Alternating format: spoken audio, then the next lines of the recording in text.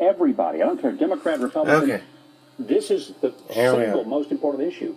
And the United States' safety and security is at stake if if Iran becomes nuclear. And this is a direct threat to Israel. It's a threat to the United States. And I'm grateful that some Democrats are standing up and being statesmen on this issue. Not only just standing up, but Senator Menendez, extraordinary language, accusing the White House, saying it sounds like talking points straight out of Tehran, what we're hearing from the administration. He went on to talk about how we're so worried about their perceptions, are you offending Iran by passing new sanctions that against them. But our perceptions can be just swept underneath the rug, he says. And he talks about how the administration is using the language of victimization when they speak of Iran. We feed the Iranian narrative of victimization. Well, I think it's very hard to note that the sanctions were working. It was putting economic pressure on Iran. We had them on the run, if you will. We had them in a position where increasingly our foot was on their neck. And now we, for reasons that I cannot explain or understand, decided, let's ease up and let's just see if they'll behave. They never have, but maybe they will.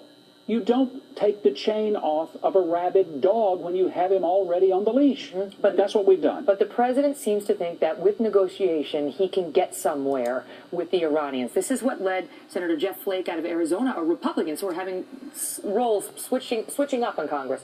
He was critical of those people who are going to get in the way of the president. Here he is today.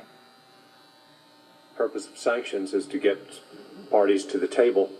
They are at the table, and so I'm confused by the notion that some would want to impose additional sanctions while negotiations are going on.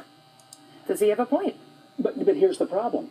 It doesn't matter who's at the table. If the people at the table don't have any table manners, you don't invite them to the table, for gosh sake. He's trying to avoid a war. Barack Obama would say, I'm trying to avoid a military campaign against Iran.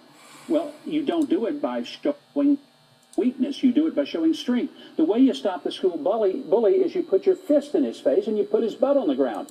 We've got to understand that you don't stop a nation like Iran by telling them we're going to be nicer to you if you'll be nicer to us, because they're never going to be nicer to us.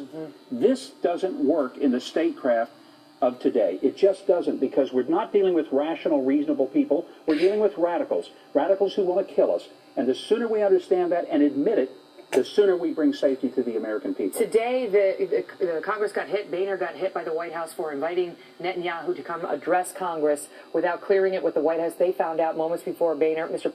Boehner made it. He can do what he wants. He can invite Bibi Netanyahu to come and speak, and that's the end of that. Your thoughts on that? Absolutely, he can.